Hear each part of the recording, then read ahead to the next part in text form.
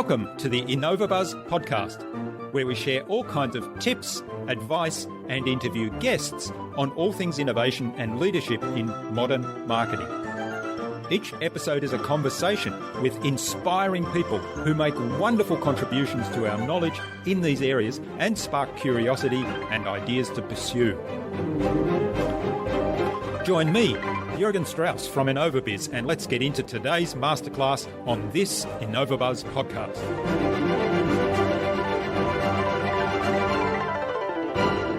Don't ever lose sight of your passion.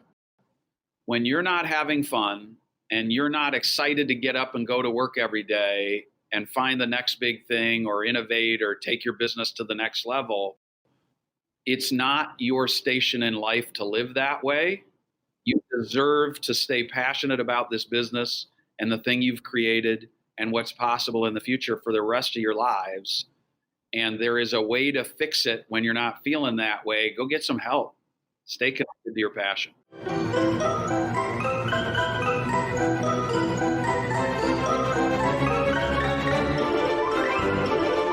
Hi there, Innovator. It's great to be back with another episode. I hope your week so far has been really awesome.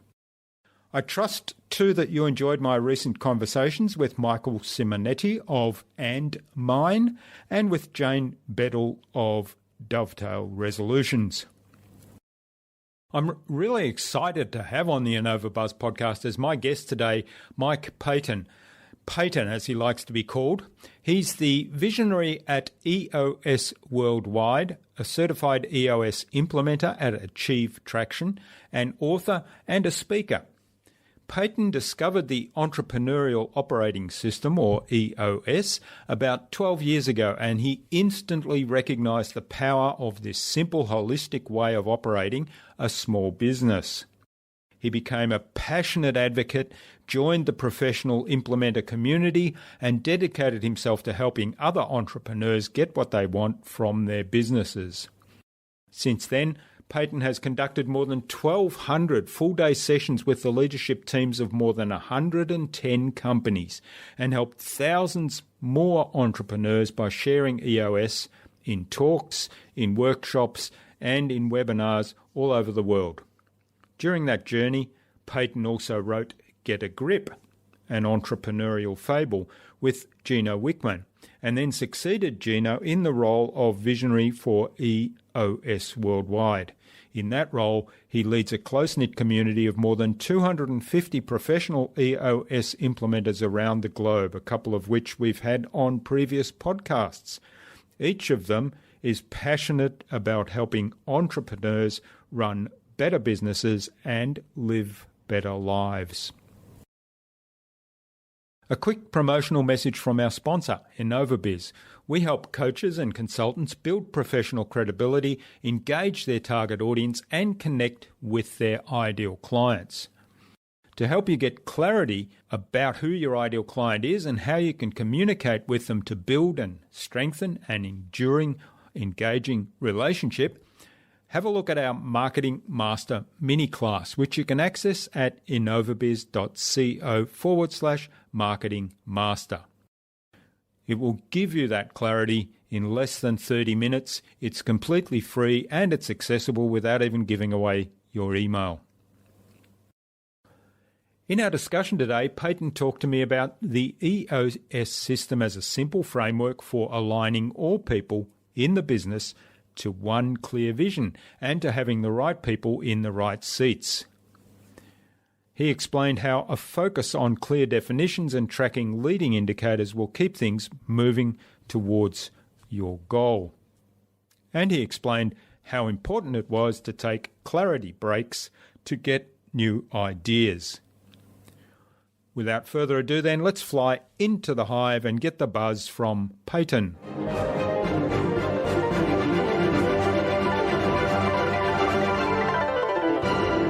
Hi, I'm your host, Jürgen Strauss from InnovaBuzz, and I'm really excited to welcome today to the InnovaBuzz podcast, all the way from Minneapolis, Minnesota in the USA, Mike Paton, or Paton as he likes to be called, and he has the role of visionary at EOS Worldwide. That's the Entrepreneurial Operating System as described in the book Traction by Gino Wickman. And he's also a certified EOS implementer and co-author of the book Get a Grip, which is a parable of how a company has implemented the EOS system. So welcome to the podcast, Paton. It's a real privilege to have you as my guest. Thanks a lot, Jürgen. Great to be here. Marissa Smith, who was our guest on episode 130 of the InnovaBuzz podcast, suggested that we get you on the podcast and have a conversation with you. So a big hello to Marissa. And we've also spoken to Daniel Davis, who's another EOS implementer from Australia in a previous episode. So a big hello to Daniel as well. Exactly. And I am nervous now that they set the bar too high from an expectation standpoint.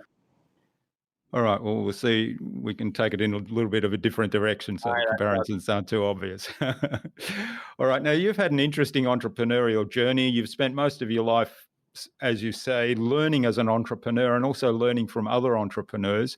And today you spend your time as an author, a speaker, a certified EOS implementer, as we mentioned, and visionary of EOS Worldwide.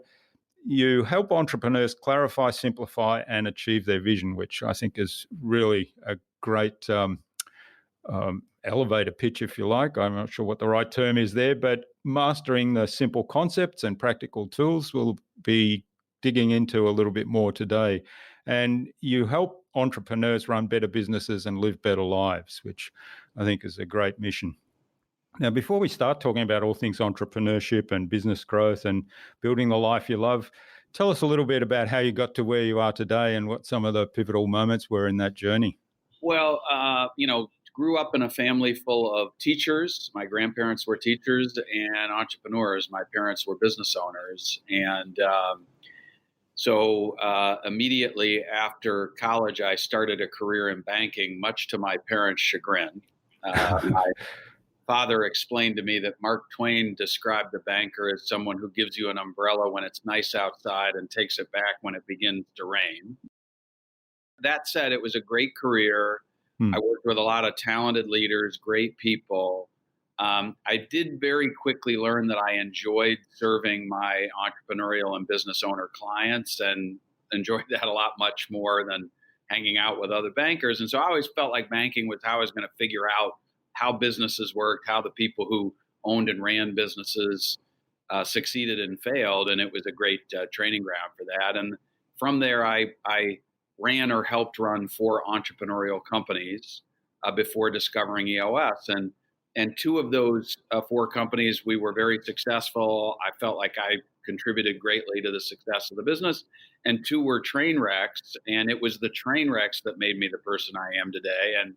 And for which I'm most grateful. And the last of those led me looking for a system that would help me get on the same page with the owner of the company I was running and align around a common vision and plan and execute well together. And that's what helped me discover EOS. And so really grateful for the experience. And the minute I learned about Traction and EOS, I dug in. I flew to Detroit to meet Gino.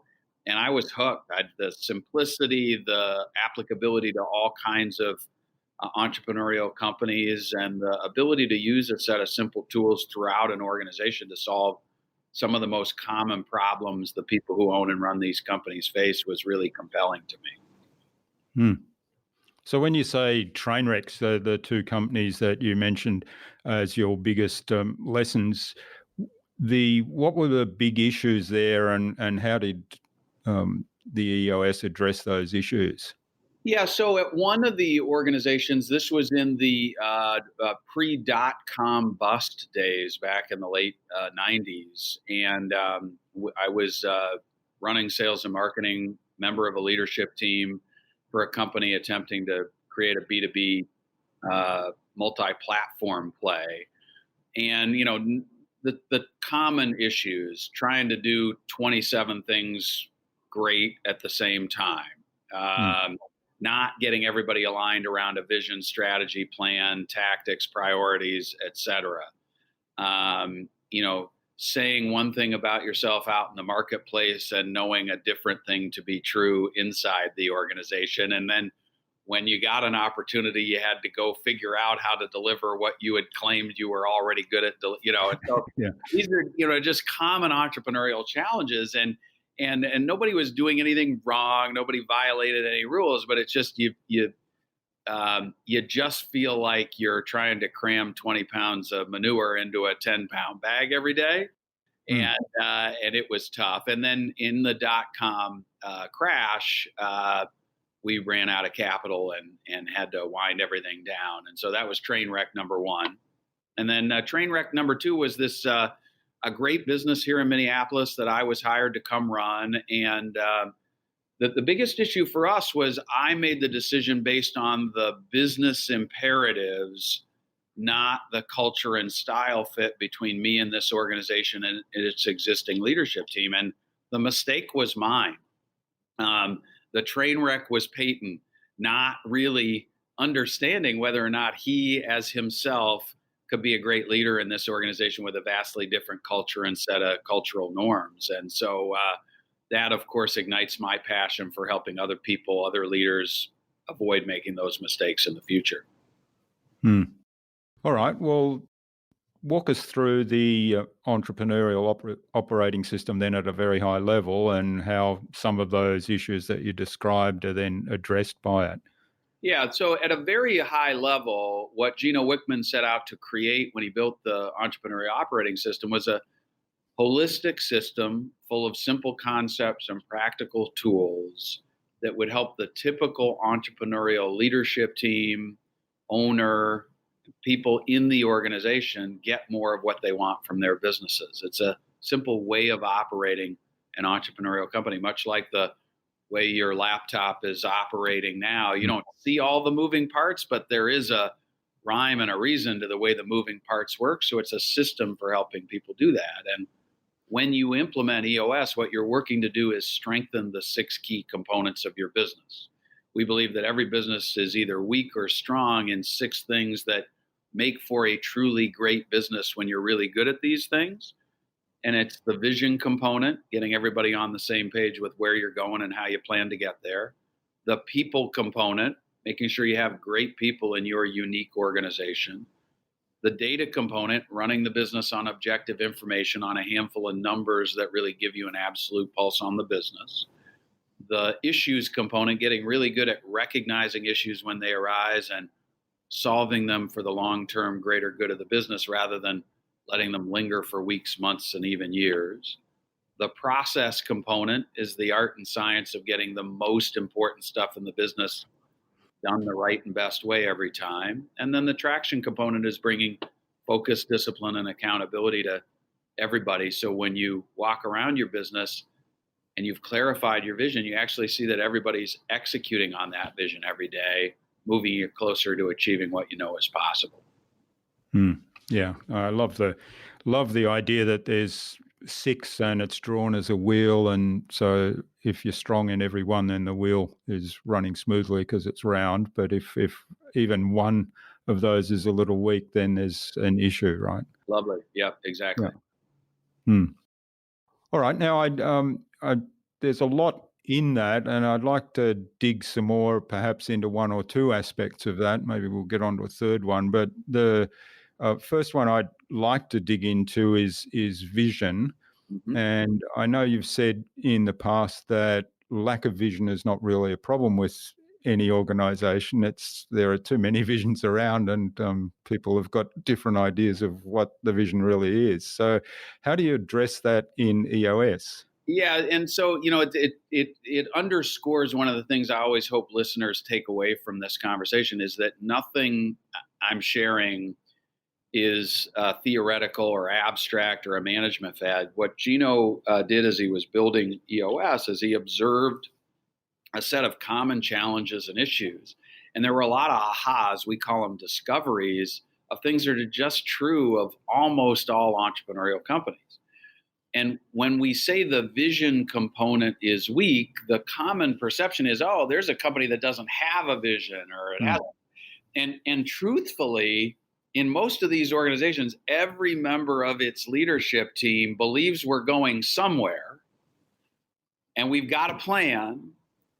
They just all have a slightly different view of where we're going and exactly how we plan to get there. And what we do to clarify and align around a single vision and therefore strengthen the vision component is we get all those great thoughts out on a table and we work through them together until every member of the leadership team agrees, this is where we're going. This is how we plan to get there. This is what's most important right now. This is what will be most important for the rest of the year. Here's where we're going 3 years from now. And we write it down in clear, simple language so we all agree this is our vision, this is our plan, and then we can begin sharing it with everybody in our organization. So that's why we say your problem isn't that you have no vision, it's that you've got too much vision, and we got to get you all to agree on one. Yeah, that's right. And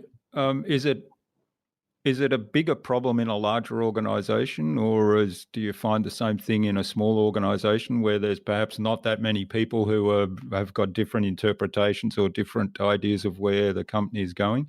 Well, I think it's harder to sniff out in a larger organization sometimes, but let's talk specific size. EOS was built for privately held companies with between 10 and 250 people. And so, my relevant experience in answering that question, while I've worked with clients that have upwards of 1,000 employees, is really pretty small companies by the typical definition. So, I would say when you get up to 200 people, the bottom line is there are multiple layers. There's a lot more people to reach. So, yes, it can be more difficult to get the vision shared by all in a larger organization. But I have worked with 6-person leadership organizations with 3 people on the leadership team, and you got 3 headstrong, independent leaders who cannot align around a single vision. And when we talk about getting a vision shared by all, Jurgen, what I mean is sometimes there's a member of your leadership team who is never going to want the same thing for your business that you want long term. They're never going to share your vision. And one of the things that happens when you're implementing EOS is that becomes crystal clear. There's a tough decision for 2 people to make. And sometimes the way you get a leadership team to share your vision is you replace a member of your leadership team with someone who wants what you want. We aren't generating buy-in, and we're not coaxing people to believe in something they're never going to believe in. It doesn't work that way. Yeah.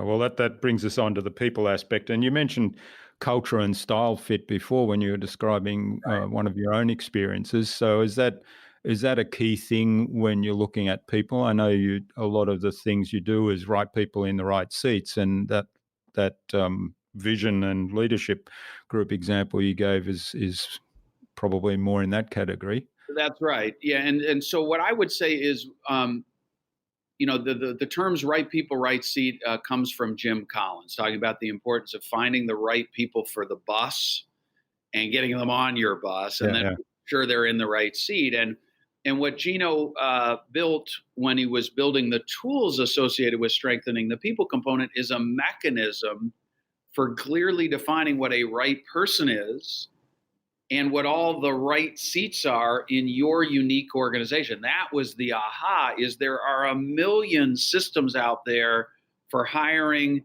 managing, and retaining the right people, but they're all generic.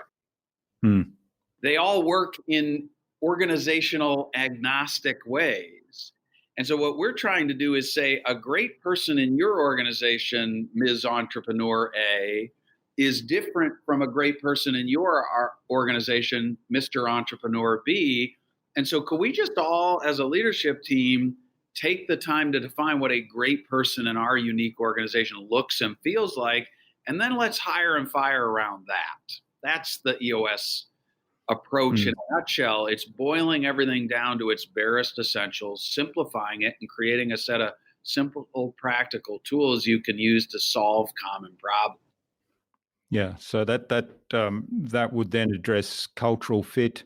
It would address skill fit for the particular role. So for the seat.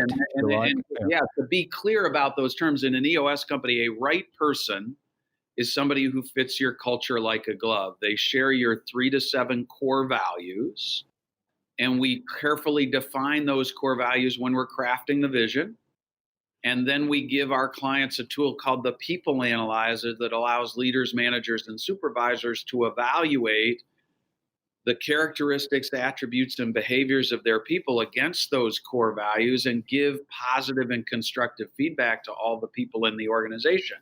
So if you fit our culture, you're going to get a lot of positive feedback relative to each of our core values. If you don't, we're going to work to coach you up and hopefully keep you, fully engage you, make sure you fit our culture every day, or we're going to coach you out. And so those are the kinds of simple, practical tools I'm referring to. The right seat is a job that's critical to your business, that's clearly defined in a clear and simple way. And again, we give people tools to clearly define all those seats and evaluate their people against the rigors of each position. And how do you balance that clear documentation and clear job descriptions and clear set of expectations for each person with a level of freedom and a level of autonomy that allows them to be creative and make their best contribution within that framework? Yeah, and I would say the simple answer to that is the clarity and simplicity of each of the tools. So the people analyzer is a very simple diagram with the core values and 3 standards for job performance across the top and the names of every person in the organization down the left. And we ask our clients to trust their guts and do a subjective evaluation of how everybody performs against those standards quarter in and quarter out, and to sit down with all their direct reports and have a 2-way conversation about how things are going. We're not big fans of giant automated performance management systems that require you to fill out lengthy forms. That creates corporate bureaucracy and a lot of red tape. We're trying to make it a human enterprise to let people know how they're doing against the standards on a regular basis and give them the opportunity to be great every day, being clear on what you expect of them. Yeah, that's good. I like the, keep it simple and make sure it doesn't end up being a bureaucracy, because I think there's a real danger in building systems that can get overly rigid and can end up being a bureaucracy and actually a barrier to doing good business. Well, what we see happen, and I just finished a session with a client today, and this was an issue for them, is when you make the system difficult to use, your leaders and managers don't use it. And so you might have a beautifully engineered system for providing very pointed, very detailed performance feedback. But if your employees would prefer not to have a conversation with their people at all about how they're doing because the system's so hard to use, you're actually defeating the purpose you acquired the system for. And so we're trying to give people useful, simple stuff and ask them to use it repetitively. It's like the difference between a detailed, personalized wellness plan or the person who says, if I want to lose 10 pounds, maybe if I just step on the scale once a week, I'm going to get enough data back that I'll eat less and exercise more, and I'll achieve my goal. That's kind of the EOS approach. Yeah, I love it. I remember in one of my roles in the corporate world where we were building a system about product development from research through to commercialization. And at some point, once it was implemented, there's a whole story around getting that implemented, but once it was implemented, I often heard, no, we can't do that because the system, it's against the system. And I kept pointing out, no, the system is a tool to enable us to do what we need to do. And we have to do that because that's in service to the customer. So I like keep it as simple as it needs, as complicated as it needs to be, but as simple as it can be so that people actually use it. Yeah, that's exactly right. Okay, now the other thing I'd like to explore a little bit more, and you touched on, stepping on the scales each week, is the data component. And what fascinates me around this is how to build some really good scorecards that fit that requirement for simplicity, but that actually give you some data that leads to insights rather than just some numbers. Right. Yeah. So I love that you started there because I've been in business long enough to remember when the data component at most organizations was weak because there was no data. And the leaders and owners and managers were kind of flying by the seat of their pants, trusting gut instinct alone. And today, the opposite problem is true the vast majority of the time. There are lots of companies out there drowning in data. And their leadership teams and managers are looking at pieces of data that not only don't help them make better, stronger, faster decisions, but actually paralyze them because they have one spreadsheet that says they should speed up and another spreadsheet that says they should slow down. And they're looking for the answer in a bunch of information that isn't helping them make decisions. And so that's our approach, using data to run your business. So you know when to press the gas, when to press the accelerator, when to turn right or left. That's what we're trying to do with clear, simple leading indicator scorecards throughout an organization. Yeah, so you mentioned leading indicators there, and and that's as opposed to lagging indicators. So tell us a little bit about how you do that, how you get those insights that give you, decision-making capability that says you can make a decision right now that's going to have an immediate impact rather than playing catch up to something that's already happened. Right, and what I would say is that there are lots of companies out there that are pretty good at running their business on lagging data. So you've got a monthly budget, and you're doing a monthly financial review where you're comparing the results you got last month or sometimes last quarter against your budget, and you're making decisions about what to change next month or next quarter based on how you performed last quarter or year to date. That's using lagging indicator data to make decisions as a leadership group and a management team. The problem in an entrepreneurial company that's a little smaller and where every dollar and every ounce of waste counts is that if you wait until the end of the first quarter and find you're 30% off track in new revenue, it's going to take you 9 months to solve that issue, and your entire year is shot. And so when we talk about leading indicators, what we're talking about is there an activities-based number or 2 or 5 from what you're doing in marketing and sales that would predict future new revenue results? And so when you see those activities are not at the level you expect to achieve the desired result next month or next quarter, couldn't you just manage your people to ramp up their activities and influence what your P&L looks like next month or next quarter rather than waiting until you get the results and influencing change then? That's our approach to building leading indicator scorecards. Mm-hmm. So that in that example, that might be, so if you've got let's say a 20% growth in sales forecast for next quarter, that requires you to speak to or have let's say 100 sales conversations with these type of people. Right. And before that, you've got to identify who they are. And so those would be the leading indicators. Have you done the identification step? We walk through every step of the marketing process and the sales process, and we identify the activities that are going to lead you to a closed deal next quarter. And we say, which of these activities are reliable indicators of future results? And if so, let's put that number on our scorecard and hold people accountable to increasing their activity level by 20%.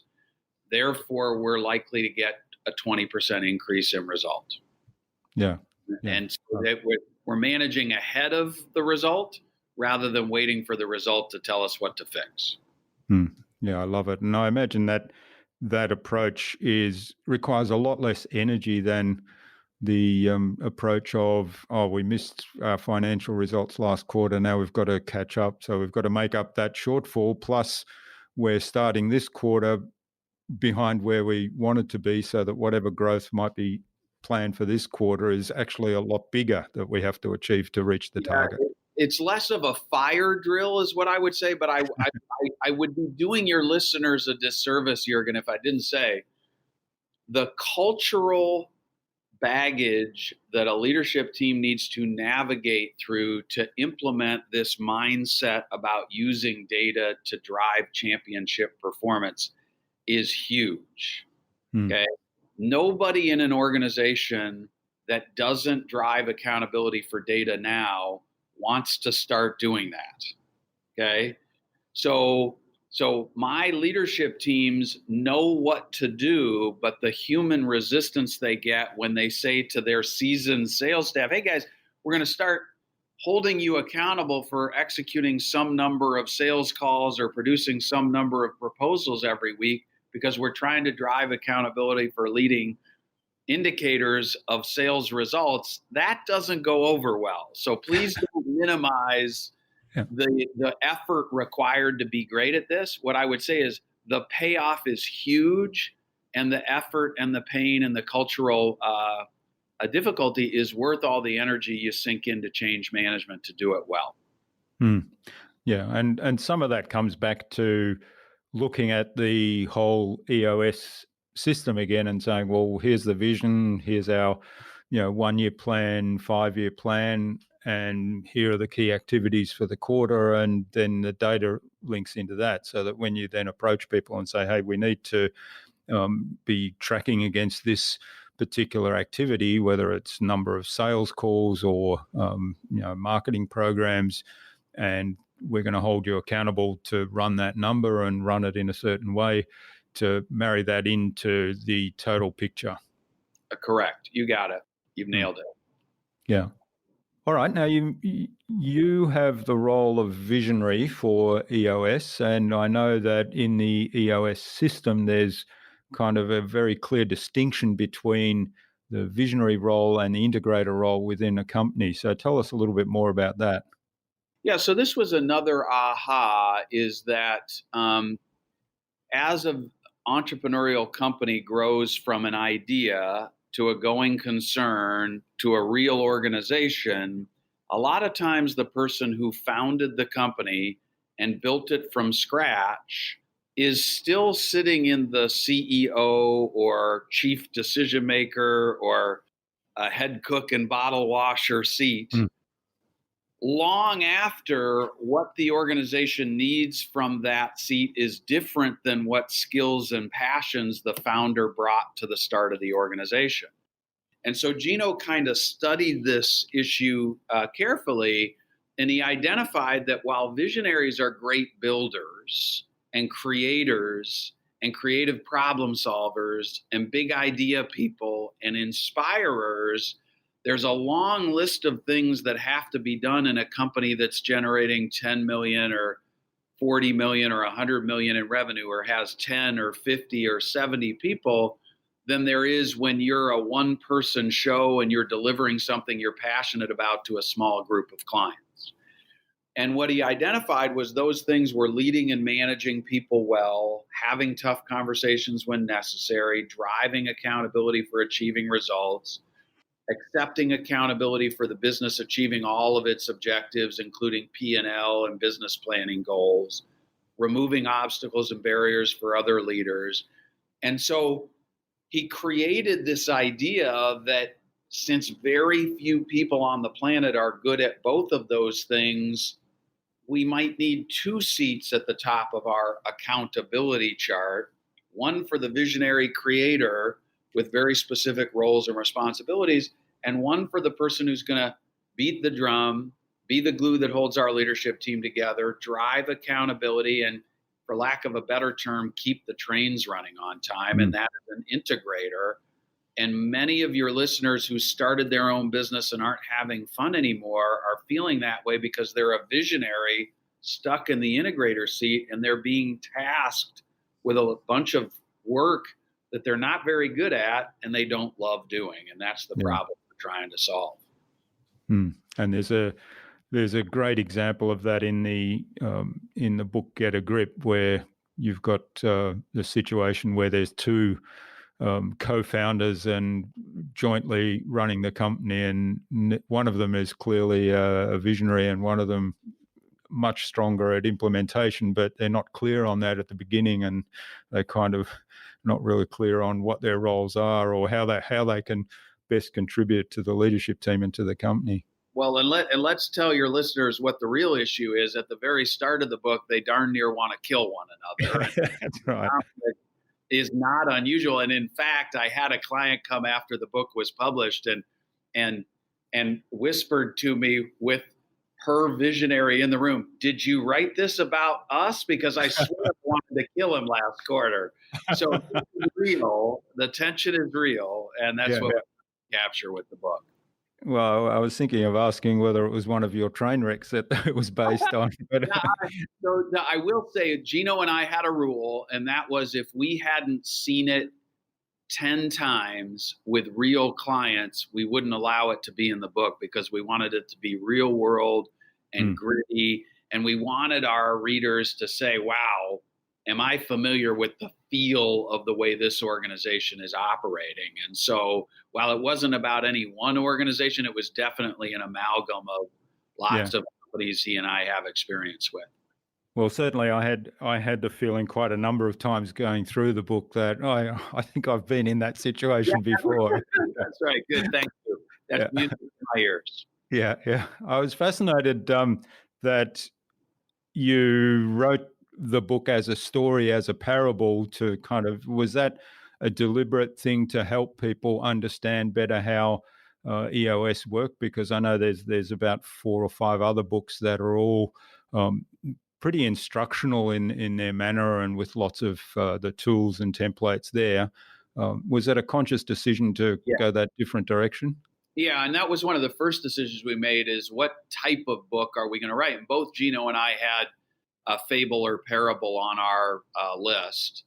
And, a couple of key data points that helped us make the decision. Number one, both of us are very big fans of Patrick Lencioni's work. And so his business fables really drive home complex business points through drama, right? Through watching a story play itself out. And so it's in my opinion, a really neat way to get people to understand something without being overly educational. And then the second deal was that Traction is the most engaging how-to manual I've ever read. Like I couldn't put it down. But it is still a how-to manual, and both of us have been approached by a number of visionary owners of entrepreneurial companies who said, yeah, I read Traction, and then they pause and they say, well, really what I did was I read the foreword. It sounded really good, so I handed it to somebody else on my leadership team, and I told them to make it happen. And we both believe that the visionary is a must-have in terms of engagement in implementing EOS.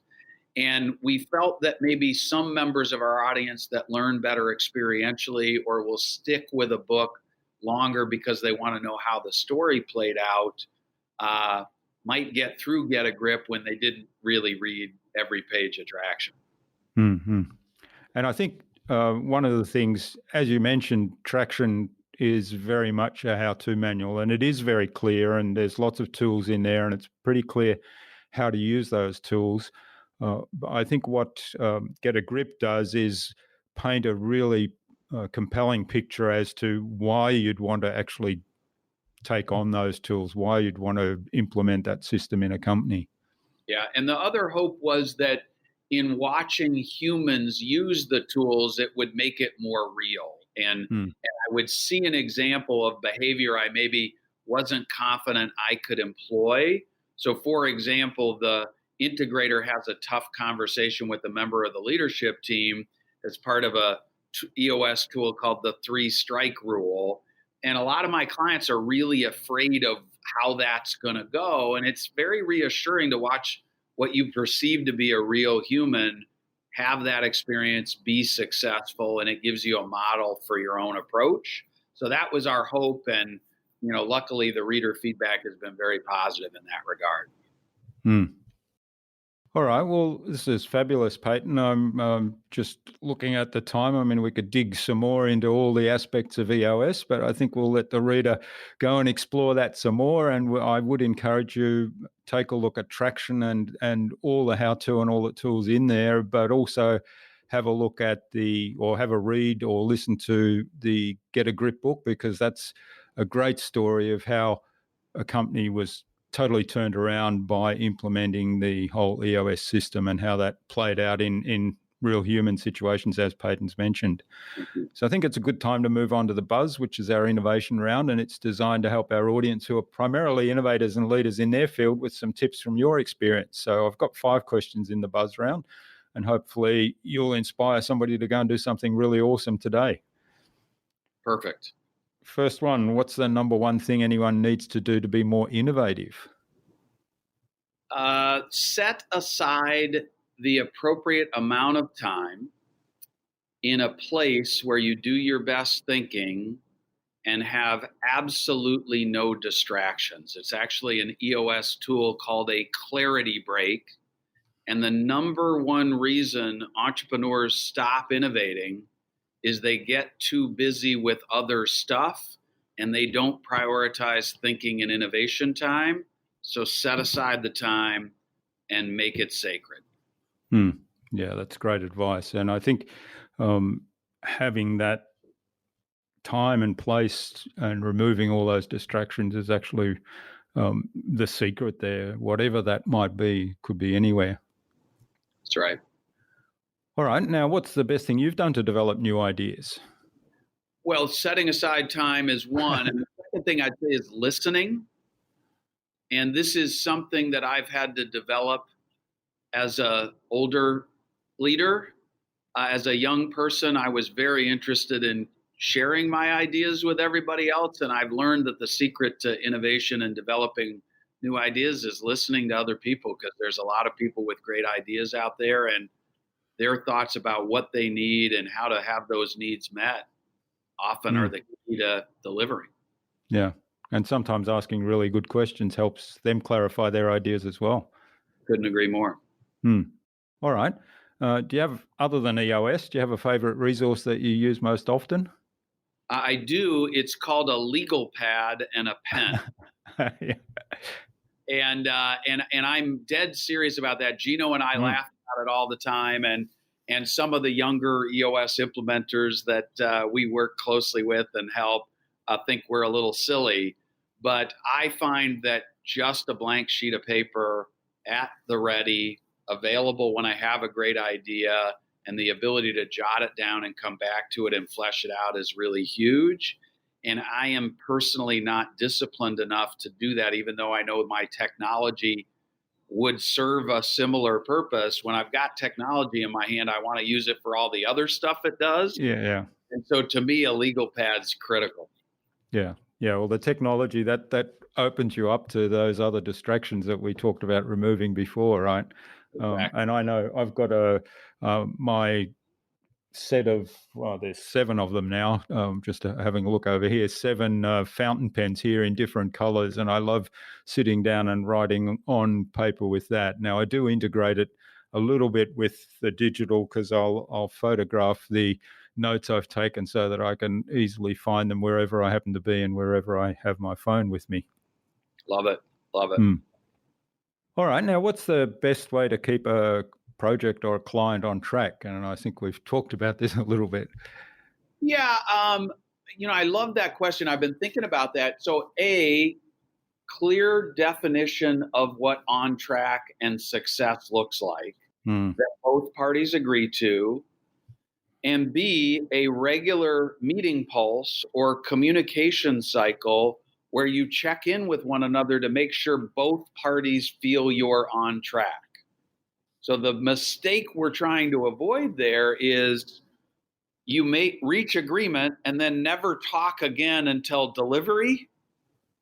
That's how projects run off track. Yeah.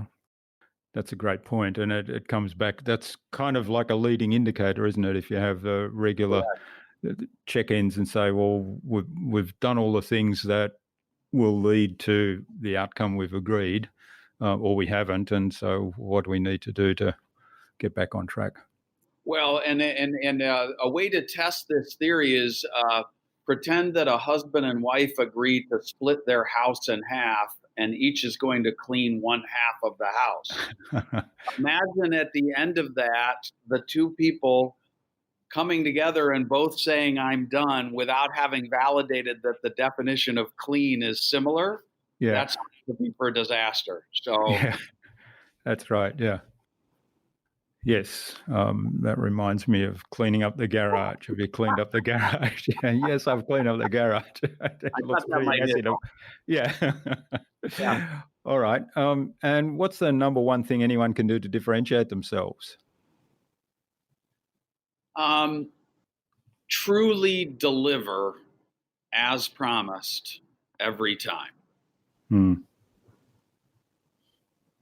That's actually a bit sad that will differentiate you, but yeah.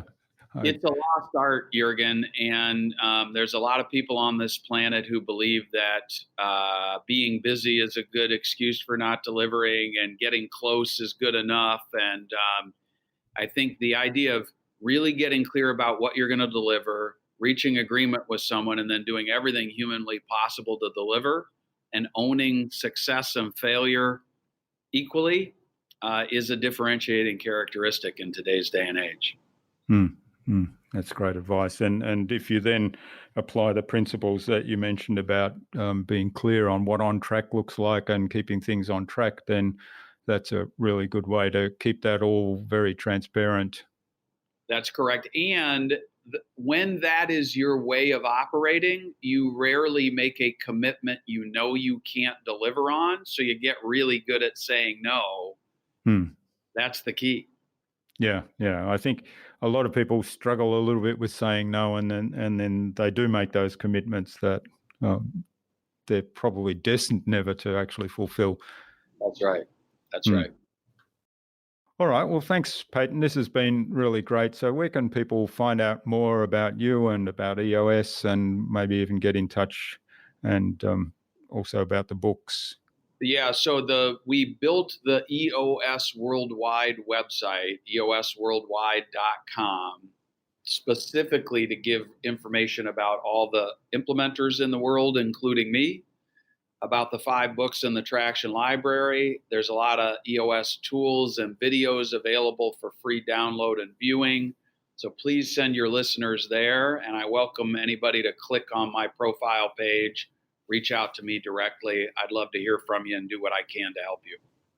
Great. And we'll have links to that in the show notes so that people can just click straight through.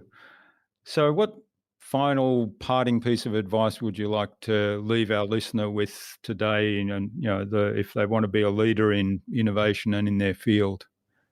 Yeah, what I would say is don't ever lose sight of your passion.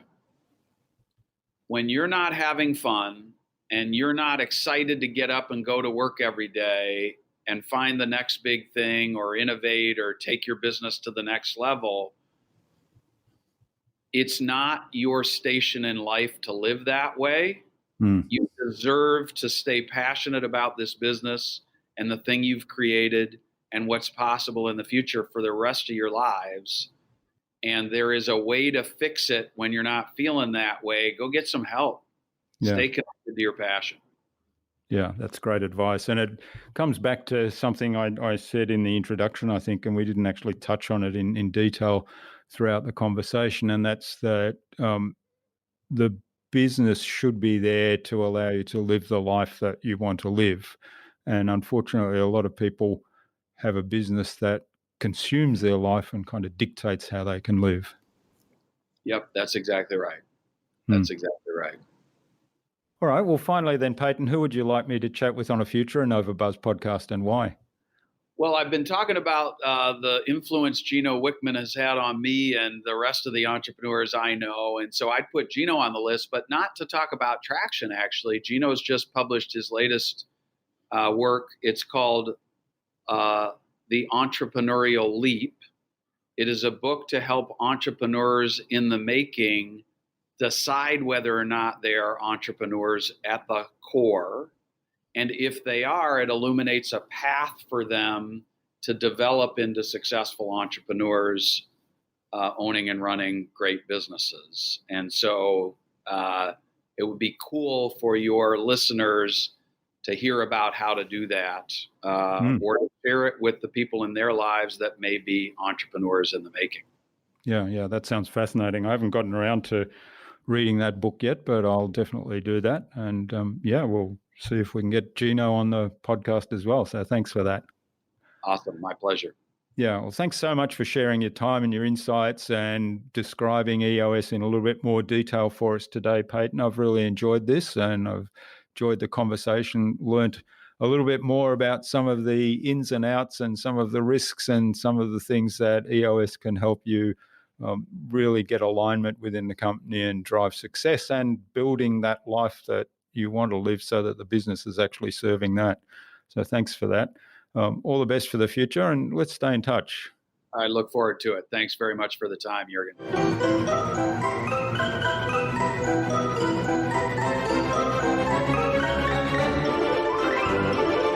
I hope you enjoyed that really insightful and informative conversation with Paton and took something away from his episode.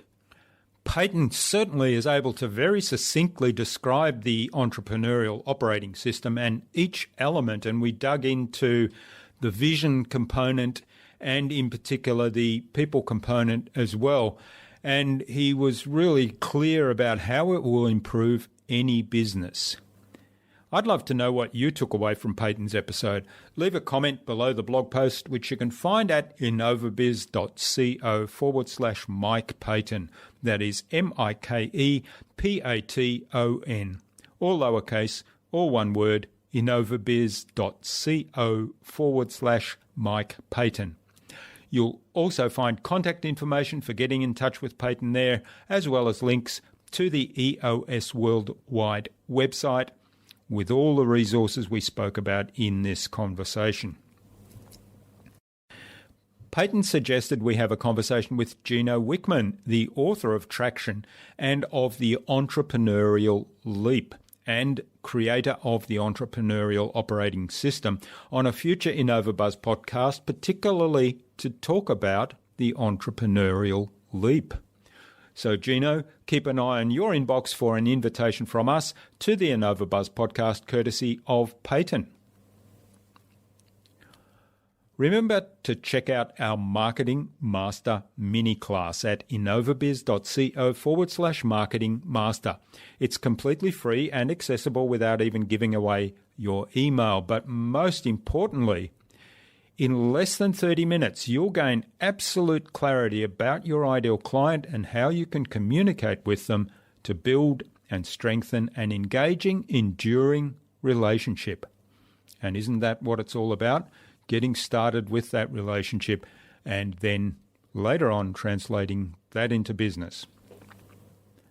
And if you'd like our help to go even deeper into marketing mastery or our help with podcast production, then send me an email to jurgen@innovabiz.co and we'll set up a quick call to have a conversation and explore how we might be able to do that. Tune in again next week to the InnovaBuzz podcast, where we've got more fantastic guests lined up, including Vivian Go of Simple Wealth Coaching and Sarah Anderson of Visibility Co. Stay connected with us by subscribing to the InnovaBuzz podcast at innovabuzz.com/subscribe. innovabuzz.com/subscribe. Make sure you never miss another episode. It would also mean a lot to me if you leave us a review, because what you think matters. I'd love to hear your thoughts, your ideas, your suggestions, or questions you have, so go ahead and share them in the comments below the blog post for this episode. Until next time, I'm Jürgen Strauss from InnovaBizz. Remember, be awesome and keep innovating.